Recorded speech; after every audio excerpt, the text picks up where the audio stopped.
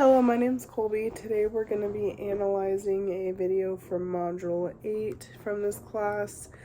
It was produced by Ellen Green in 1983. It's called Somewhere That's Green. After watching this video, there was a couple of concepts that jumped out at me that I thought was a good comparison to the video. One of those was an argument made against the hypodermic needle theory that came from Gerda Herzog, where after studying soap opera radio serial audiences, she argued that listeners reported emotional needs, wishful thinking, and learning new things as reasons for listening to soaps. And I believe part of that has to do with what was produced in this video. This woman is very clearly wishful thinking. She's talking about her emotional needs, talking about how she wants better for herself, to live in a better neighborhood, to be able to cook a meal, to have a good man at home.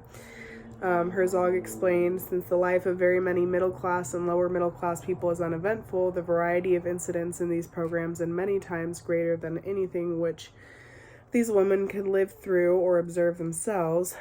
The question comes up of whether through daytime serials, radio is likely to have a great influence upon the attitude of these listeners. And I believe part of that skit was made to have other women see that this is the perception that they're wanting to see about wanting to live a better life. And that was created by Gerda Herzog in both 1941 and 1944. Her writings were called What Do We Really Know About Daytime? And Analysis of Listening to Today's Sketches. How does it apply to? The next theory that I was going to mention was post-structuralism.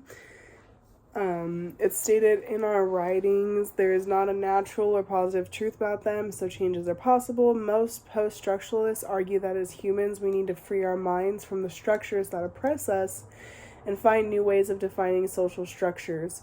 Both of these theoretical bodies view popular culture through the Marxist lens as a social normalizing entity. And that's by J. Baudrillard. Sorry, that's hard to pronounce. And that's from writings of his from 1994 and 1998. The names of those writings were The Ecstasy of Communication and Simulacra and Simulation. And how I related that to this video was when they say humans, we need to free our minds from the structures that oppress us.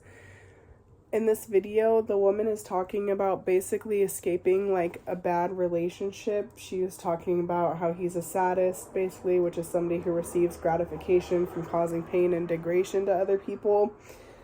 She discusses having a black eye and her arms in a cast, and how she basically wants to run away and dreams of a better life. Further along in the video, you can listen to where she says that she is interested in a better lifestyle, basically not a person. The more you watch the video, it stops talking about this person that she's dreaming of, and it becomes just the lifestyle she's dreaming of basically freedom and happiness, basic rights of people. And I believe that affects production and consumption based off of the fact that we're producing, when she's producing something like that, it's showing the audiences of what draws them.